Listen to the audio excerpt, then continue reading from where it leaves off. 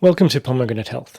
I'm Mick Cavazzini for the Royal Australasian College of Physicians. This is 8-month-old Jack. He came to the ward overnight with a simple febrile convulsion. Had been unwell for 24 hours with vomiting, fever and diarrhea.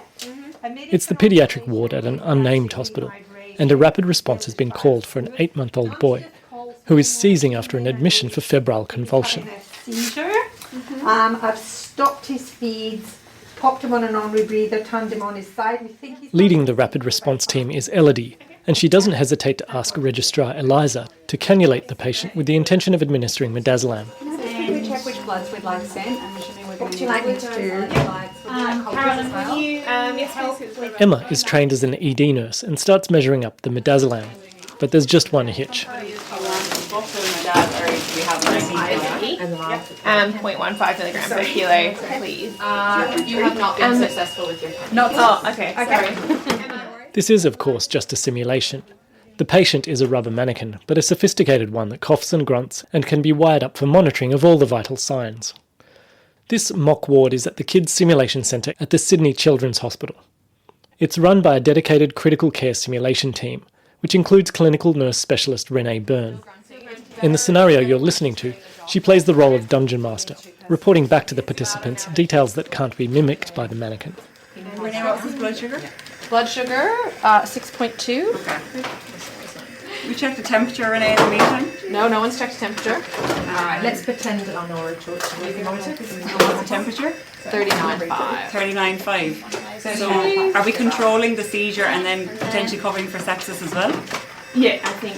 Or what's your plan? What are you thinking? What's your thinking? So let's start with ceftriaxone. We'll go for 100 milligram per kilo dose as per meningitis guidelines, and we can follow the midads with that. The participants in this simulation aren't critical care specialists. They're mostly advanced trainees in paediatrics. The workshop has been developed to help them brush off cobwebs and regain confidence after being on extended leave, usually to have kids. The course is actually called Paediatric Returnees after Maternity, or PRAM. Get it? Elodie checks for signs of meningitis or sepsis, while Eliza has another go at IV cannulation. She's told that this too has failed, and that the patient's jaw contractions barely allow them to get an oral wafer in. Okay, the bottomidaz. Some of that's gone in. Some of it's gone. So we'll go IO. What do you think? Do you want to do IM before we do IO so we can control Jane, the I seizures? Go on an IO. Has anyone put in an IO? We were just talking about that. Whether Nurse Jane, who is a known Confederate with experience from ED, suggests that IM will take too long to act, and volunteers her experience at handling the intraosseous driver. This is actually a procedure that can be performed on the simulation mannequins. Elodie asks for the blood and marrow returned from this to be sent to the lab. Midazolam is finally administered, and the simulated toddler stops seizing. With the situation stabilised, Eliza gets on the phone to the paediatric consultant, and so ends the scenario. Okay. Thank you. The participants then sit down for a debriefing session to share their experience of this simulated crisis. As they've all been off work for several months, the feeling of rustiness or sluggishness is a common one.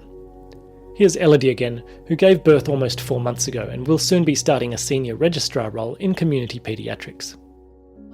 how did that feel to be in that scenario? Felt very chaotic. Chaotic, yeah.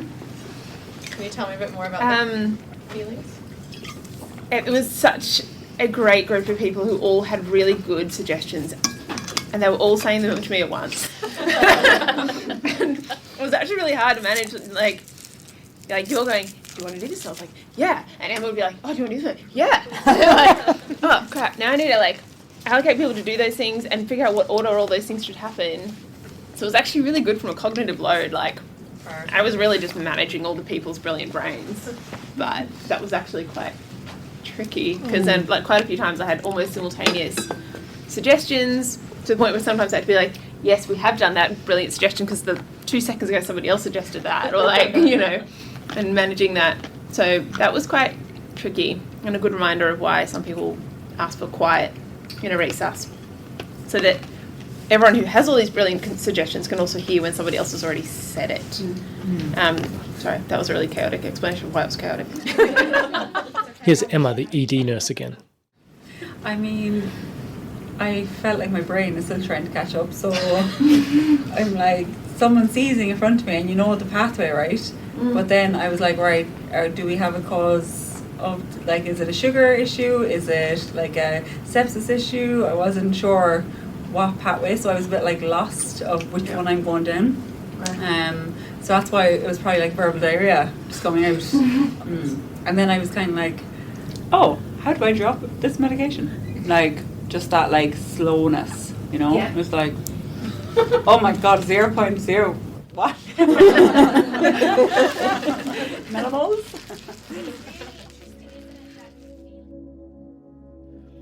After the debrief, 3 more participants take their turn in the sim room. This time, the patient is a 6-year-old girl on the ward experiencing a severe asthma exacerbation. The immediate management involves a non-rebreather with continuous Ventolin and Atrovent, along with IV magnesium sulfate and hydrocort. Ultimately, the care is escalated to ICU. You'll hear reactions first from April, who'd been responsible for circulation, and then Stephanie, who was on airways. Both are returning after their second child and nearing the end of their paediatric training. I felt like I had 3 stages personally. Deer in headlights. I was like, then I flapped, and then I like got into things. That's honestly how I felt a little bit. I was like, what is it? Yeah, deer in headlights. Just like it, like when it just happened, it started, and everyone's doing everything. Everyone's talking over each other, and I was like, oh god, where am I? Yeah. And then someone passed me a computer, and then I'm like scrolling and not really looking at what I'm doing, but looking at the patient, and then I was like, okay, no. And then Claire, I think, started to like talk and lead, and then I was like, okay, I know what I'm doing now. Yeah. How did I just knew the situation, knew it was asthma, and I was like, what do we do? Like, trying to dig through the files in my brain, being like, I know this, where is it? So, and then I was like, oh, of course. Like, I mean, it was in front of me, and then I read it, and I was like, yeah, of course. Oh, that's what we do. Yeah.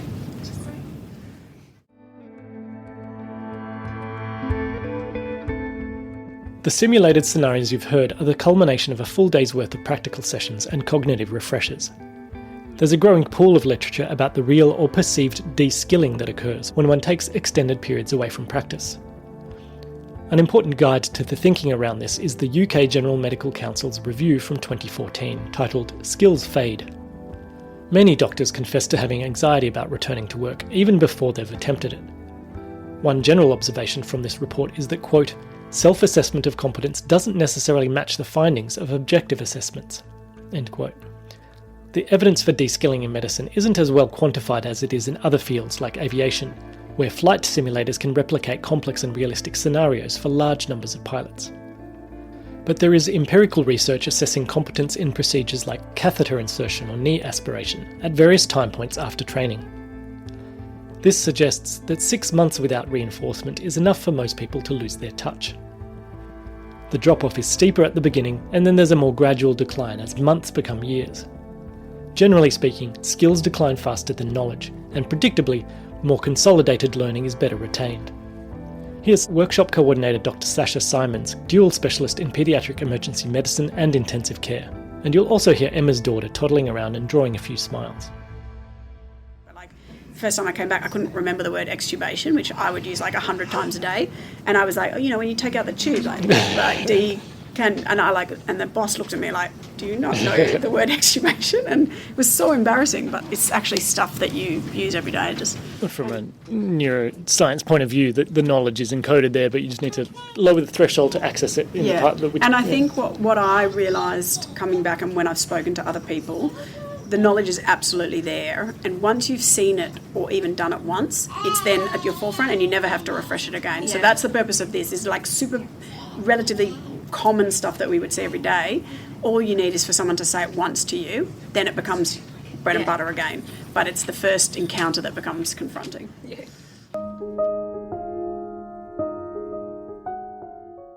At today's workshop, the participants go over some cognitive tasks like calculation of fluids or drug doses and interpretation of chest x-rays. Then they practice some hard skills like advanced airway management.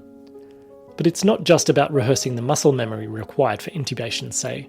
There's also a refresher on technical knowledge, as some devices or guidelines have been updated since the clinicians were last on the job. In one classroom, there are mannequins specifically for neonatal lumbar puncture that even spurt saline fluid when the tap is successful. Like the distance between the skin and the spinal cord helps me conceptualise exactly how far to go in. Here are Lucy and Paula. Both are advanced trainees who have had a year off clinical work and are starting back in community peds. In Paula's case, the break was for a full-time teaching role rather than maternity.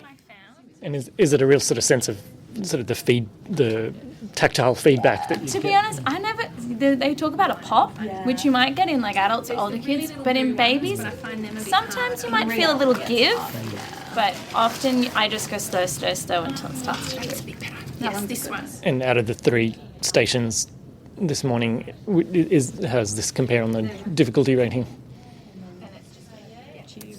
Almost like riding a bike in the sense that it's like something I've done a lot of, but not for a very long time. So it's just getting that feel back, I guess. Yeah. I think you're also usually doing this skill under a bit more calm, whilst intubation or bag valve mask is often a bit more of a big sort of, a lot of people in the room, lots of senior support if needed. While this you might just be doing on a ward in the middle of the night, you know, in a rural town.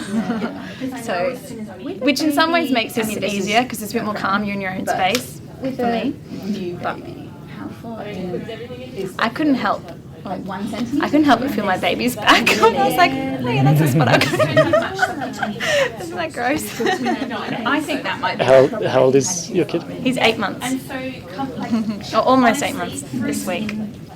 Does it play on your mind at all when you think of going back on the job and handling a child the same size? Oh, I don't know what I already find. Just seeing movies, I'm more emotional when things happen to kids. So I think I'll come back with a different level of empathy and understanding. Like now, before I would just like come back in for a clinic to a parent, and now I think coming back to a clinic means like sorting out everything, having everything packed, having a kid in between a nap or a feed. It's like if they get to an appointment, I'm like, oh my gosh, you're amazing. Before I was less aware.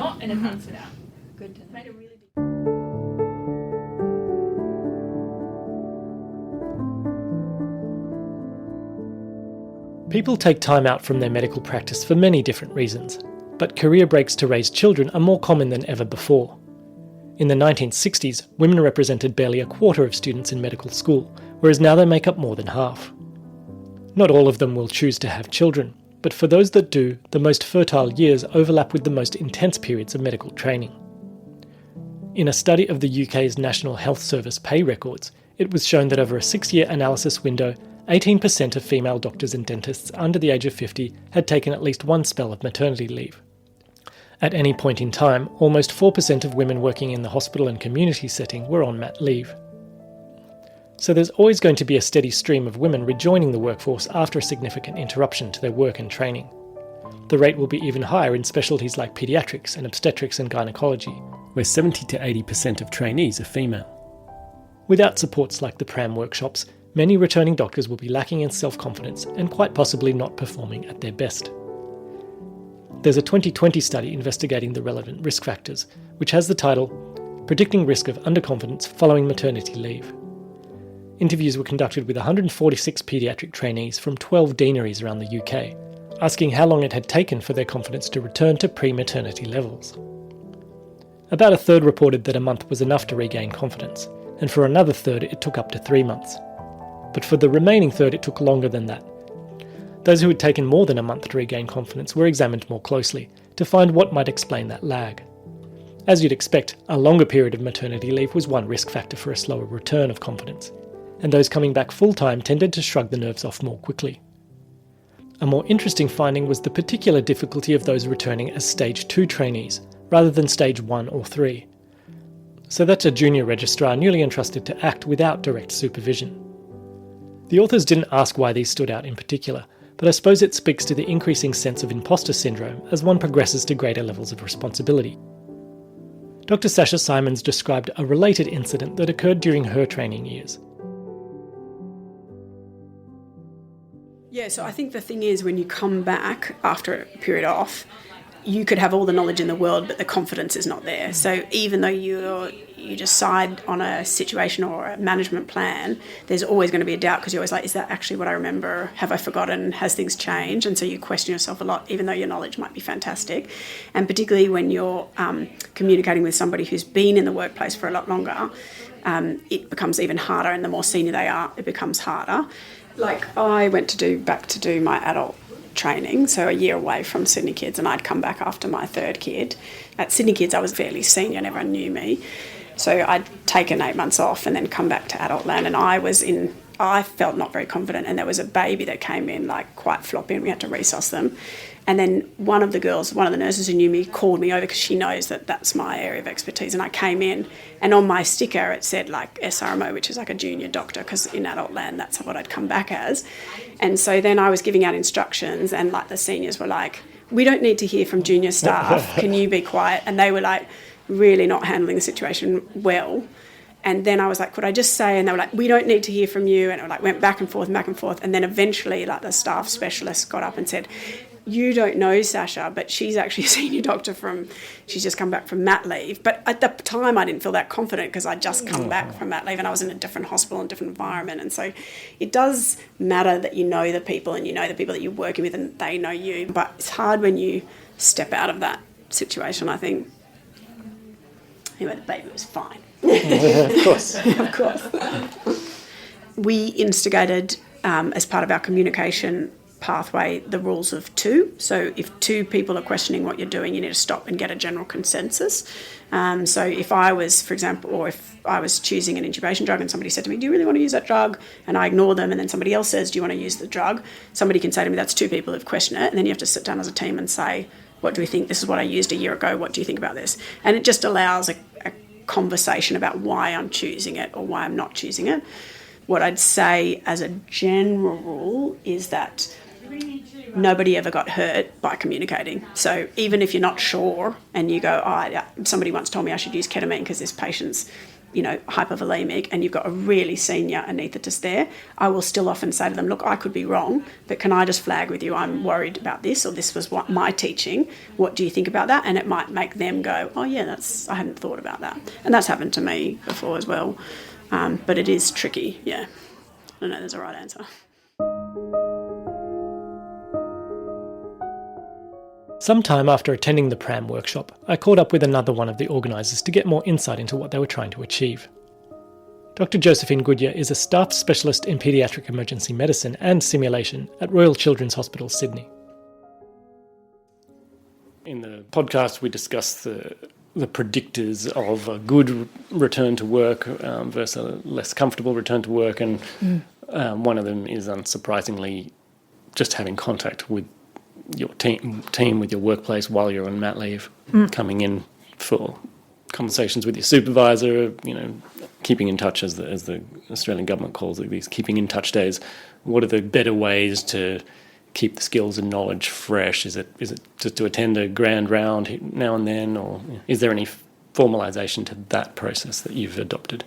Yes, Grand Rounds does that to an extent, but it's quite topical updates. I think that there's a lot of value to the college's college lecture series, both for adult trainees and the paediatrics and child health division now, which is getting more and more topics up. And the reason I say that is because they're bigger topics, they're relatively short, and it's quite up-to-date clinical practice. Good plug there for our e-learning resources. Both procedurally to an extent and also in terms of guideline-based practice. And it's quite accessible, right? You can do it remotely. And then there's other forms of CPD that we all have to meet. So every 5 years, the suggestion is that we do advanced paediatric life support. It's a great program across 3 days. The disadvantage of it often is that it's quite expensive and a challenge to get to, particularly if you've got a really busy life at home and need to work 3 days of being somewhere else in amongst other commitments and things.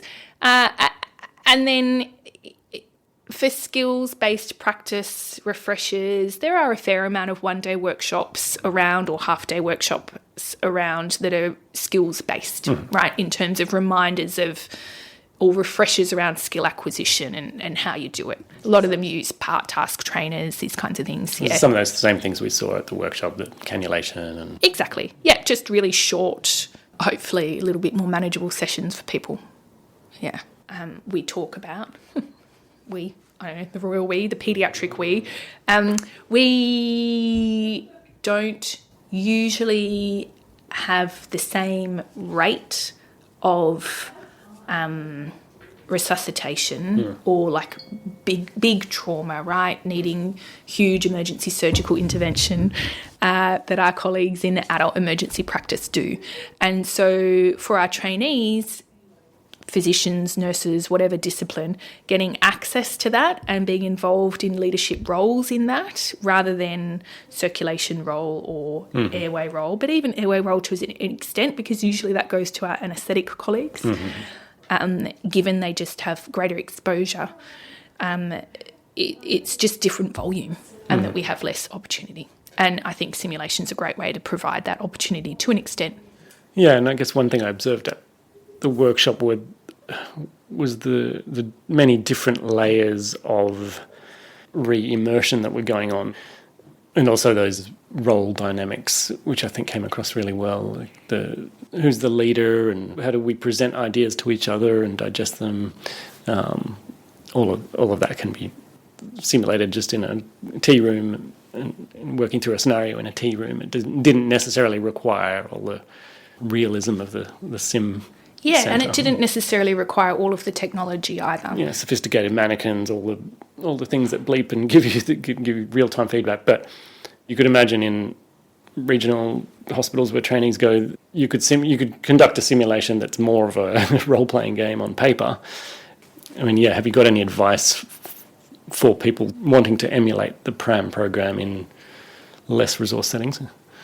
I completely agree with you. I think simulation is something that can be really mobile, and there's lots of different modalities, and certainly different organisations have a lot of resources available in terms of things like visually enhanced mental simulations, or VEMS, and that's mainly based out of the Queensland group, and that's something that's really similar to what you've just described. So you can print and laminate effectively a mannequin-sized A4 sheet. Right. And print and laminate, for example, IV access and a cannula and a syringe. And so when you're talking through and modelling with low fidelity but high authenticity what you want to do for this seizing child, you can physically, for example, pick up the cannula, place it on the printed version of the child, just so that it's a way and a prompt in terms of that cognitive load and cognitive thinking, and how do we share that in leadership roles within clinical scenarios with the entire group.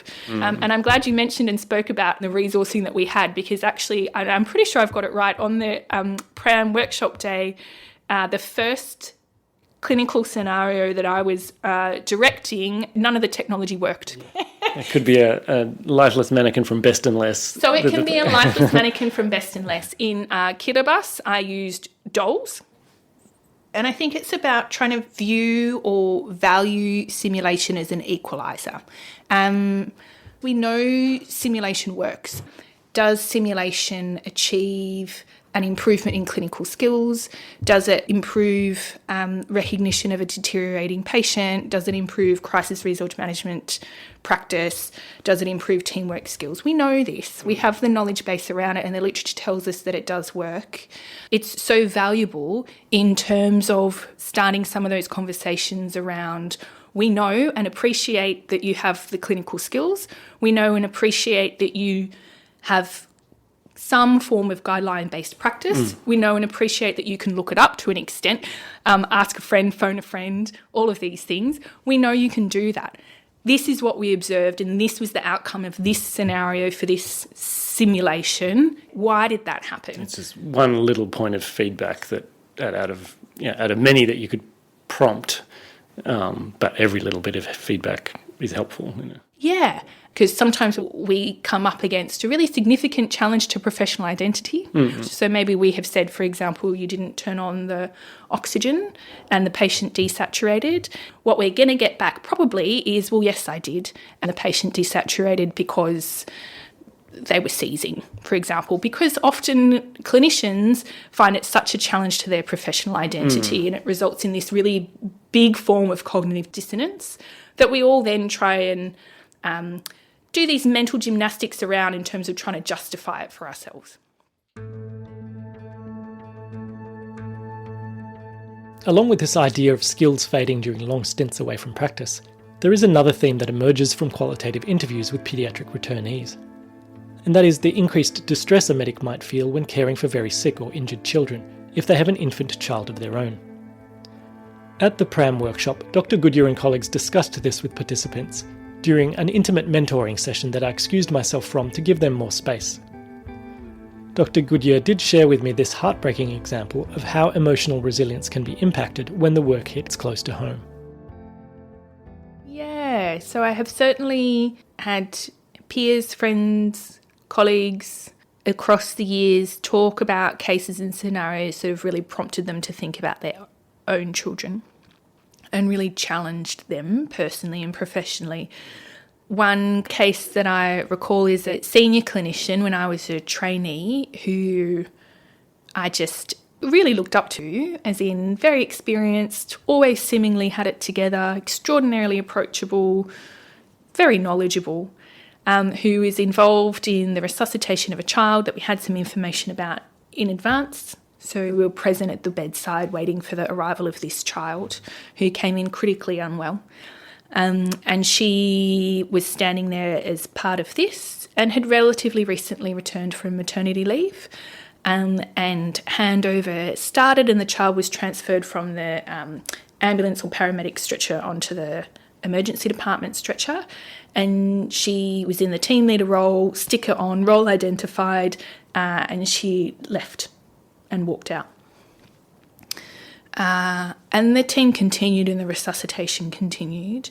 And then she dropped back in to the debrief organised by the department and some senior nurses, and had the absolute vulnerability to say that she had to step out because the child who came in was wearing the same shoes that she sent her daughter to school in that morning, that she put on a couple of hours ago.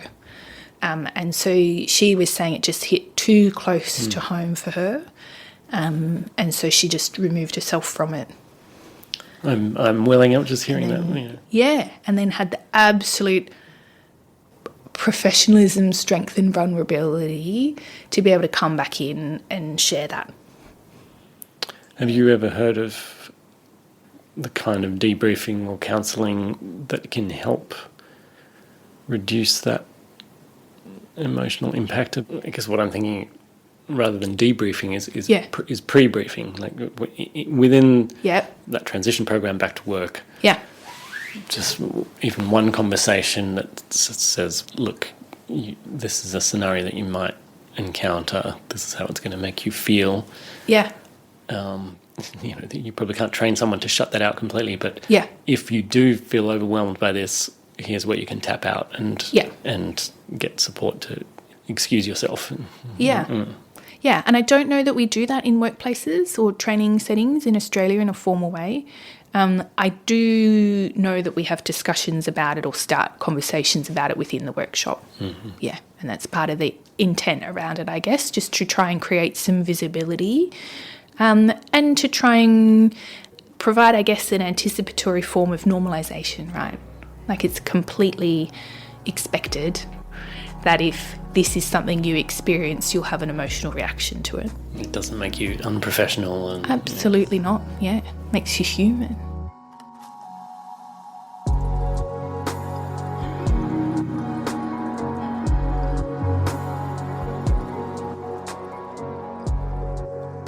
That was Dr. Josephine Goodyear ending this episode of Pomegranate Health. Many thanks also to Dr. Sasha Simons and Renee Byrne for inviting me along to the PRAM workshop they've developed with so much care. And most of all, I'm grateful to all the participants you heard from for allowing us to listen in to their moments of vulnerability. You heard from Elodie, Eliza, Emma, April, Stephanie, Lucy, Paula, and also in attendance were Patrice, Annika and Claire. Further staff support was provided by nurses Jane and Carolyn and technician Nord. I'll put a link to Kids Simulation Australia in the show notes, where you should be able to find information about the next PRAM course in Sydney. You can also Google for Paediatric Returnees after maternity or extended leave. At Royal Melbourne Hospital there's a similar workshop called CRASH for critical care, resuscitation and airway skills in high-fidelity simulation. In the next podcast episode we're going to hear from anaesthetics Professor Cara Allen about what the 8 years experience of that program has revealed about the barriers and facilitators for returning medics. Also joining me will be paediatrician Dr. Jenny Proimos, who has an academic interest with the Advancing Women in Healthcare Leadership initiative funded by the NHMRC. We'll be discussing the gendered impact that child-rearing has on medical careers, and what might be some levers in workplaces, policy, and relationships that could help minimise this. Go to our website racp.edu.au/podcast for links, readings, and other resources. There you'll also find thanks to the music composers you've heard, and each member of the podcast review who helped with early drafts of this story. I'm Mick Cavazzini. You can write to me with your feedback and ideas via the address podcast@racp.edu.au. This podcast was produced on the lands of the Gadigal clans of the Eora Nation. I give honour and respect to the mothers from 400 generations or more. Thanks for listening.